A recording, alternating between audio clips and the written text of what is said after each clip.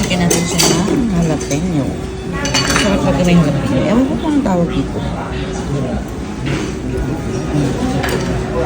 Kain na.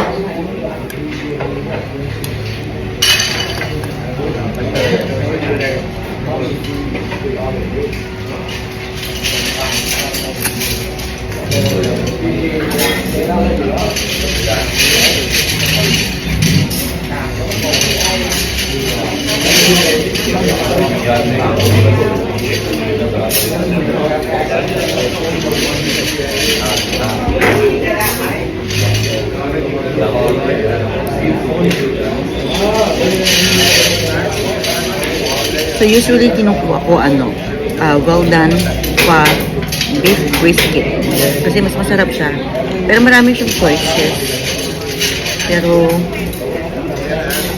ito lang talaga yung gusto ko.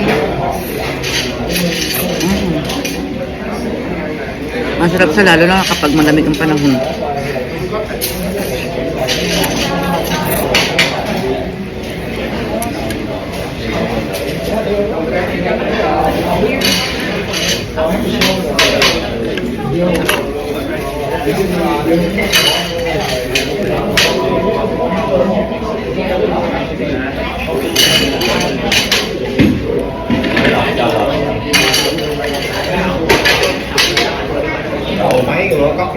Spicy.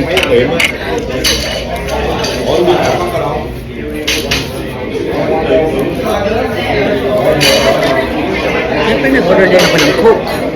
Diba?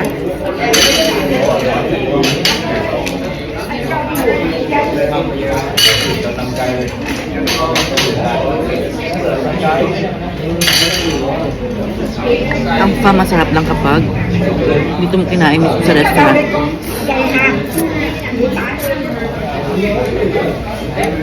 Some people they put this. Yeah, pero hindi ko masyadong gusto yung maraming laman yung soup bowl ko. Mas gusto ko yung ganito lang. Soup lang, spicy.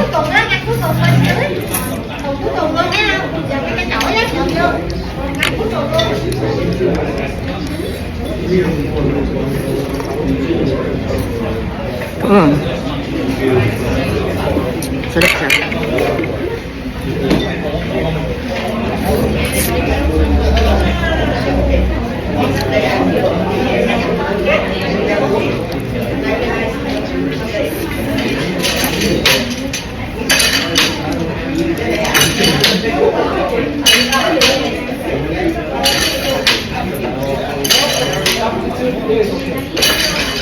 So, iba-iba yung preference ng tao. Minsan, mas inuuna nila yung soup bago yung kainin yung laman ng noodles. Pero ako, mas gusto ko muna yung laman, tapos huling-huli yung soup.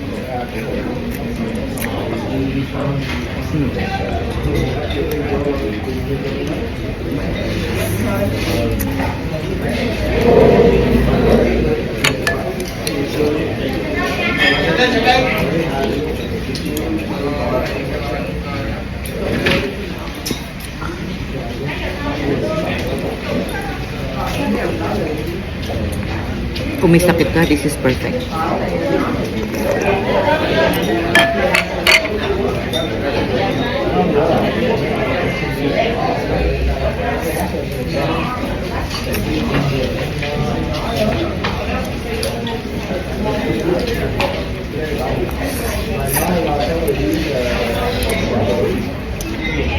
Ang init.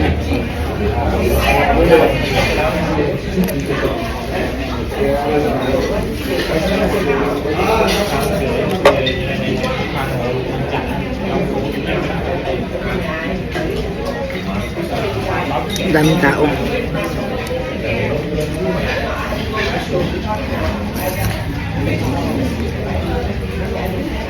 Usually, favorite namin ito ni Madam Eving, no? Mm. Kaya, pero dahil malayo siya, ako na lang mag-isa. Yung asawa ko naman natutulog.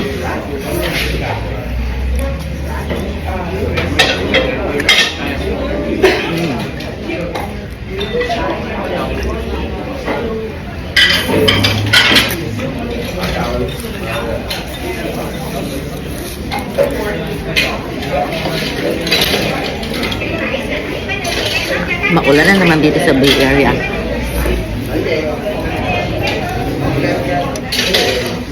Kaya perfect talaga ang soup.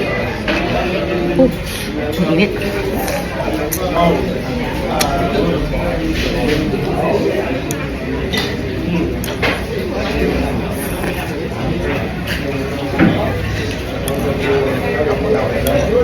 This one, small pa to.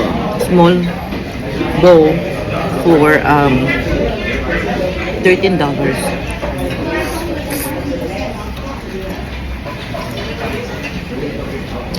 Para sulit.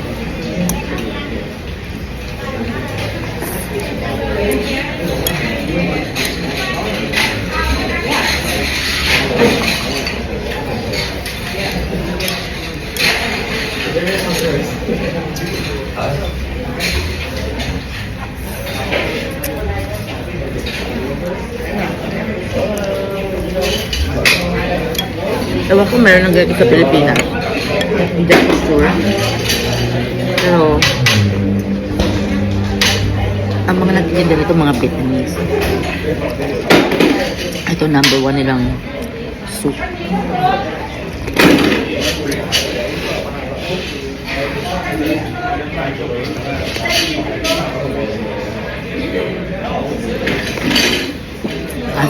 Itong restaurant na to, hindi sila nagtitinda ng rice or any appetizer. Puro soup lang.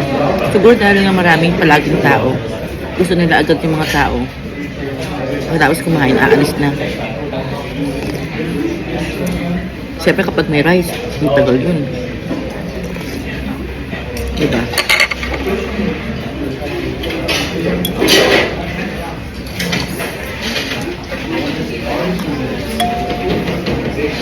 Ang konti ng noodles.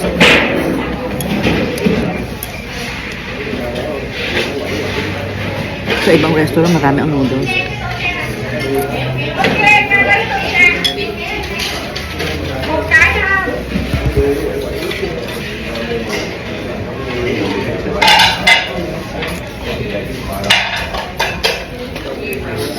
Sinipon na ako sa anghang.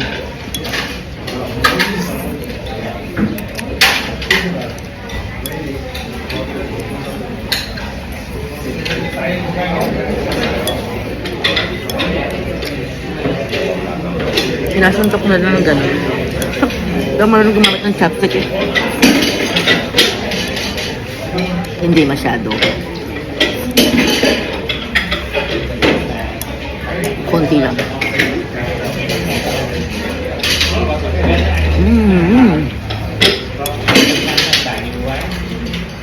Sinipon na talaga ako. Sobrang anghang.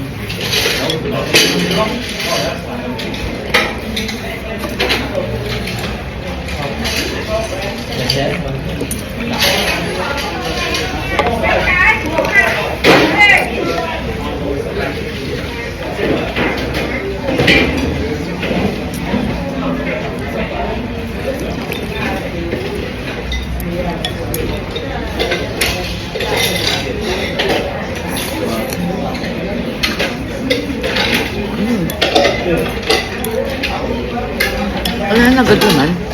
My goodness.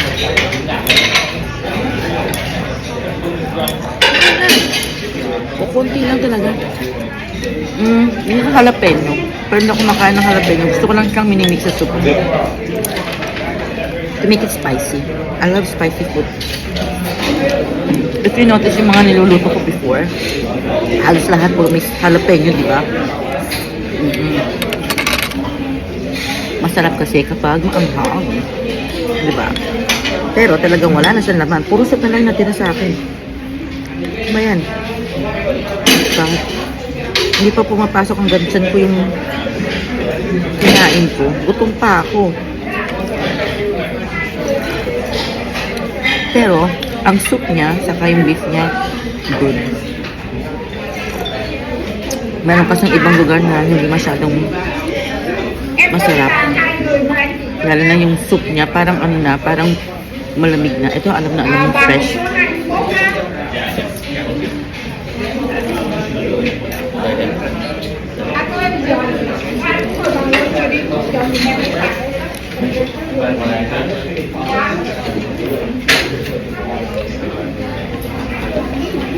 Pinaka-famous pa nila dito, ano, Vietnamese coffee. Oh, sobrang tapang naman. Hindi ko kaya. Nagpapalpitate yung puso.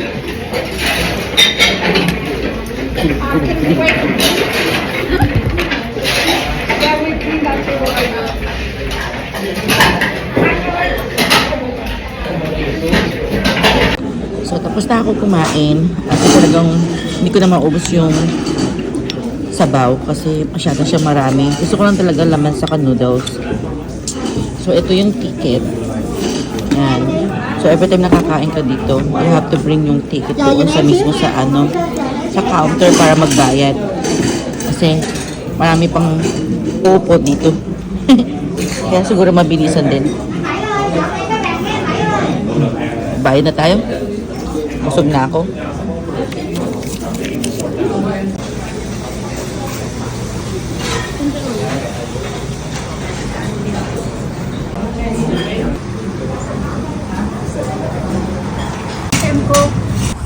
O diba makulimlim ang panahon. Kaka-carwash ko lang ng kotse ko. Pero talagang ganun yata. Dapat talaga hindi ako nagpa-carwash eh.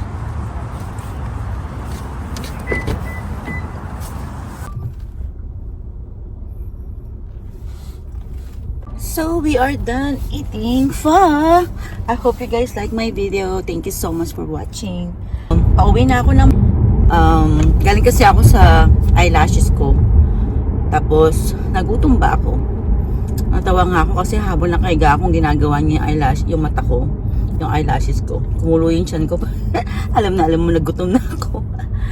I think nag-coffee lang ako kaninang umaga and then hindi ako nakapag-breakfast ng, normally nagbe-breakfast ako ng egg and sandwich or something. Anything or kaya rice sa umaga. Kasi pag nag-rice ako sa umaga, hanggang hapon na yan hindi na ako kakain. Kasi sabi nga nila, diba, ang breakfast sa umaga is very important. Lalo na kung nag-breakfast ka ng rice, naku, I'm sure hindi ka na makakakain ng lunch nun kasi mabigat na nga siya. So, ang next kain ko dapat nun dinner na. Yan. Pero dahil hindi ako nakakain kanina ng rice or anything, coffee lang talaga. As in, coffee lang kayo ng umaga. And it's already 4 o'clock ng hapon dito. Kaya, yun, gutom na ako. Kaya I decided to go eat by myself. Which is okay, you know.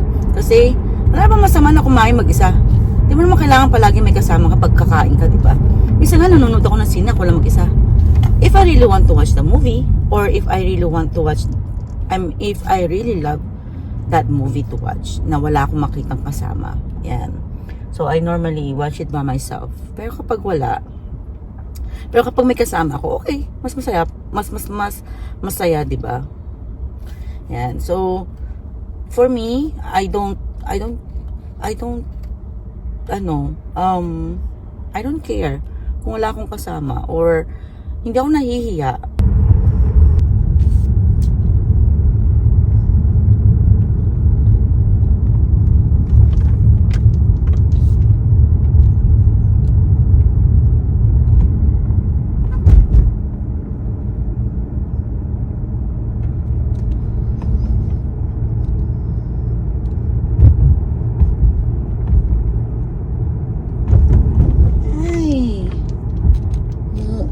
Ulan na naman.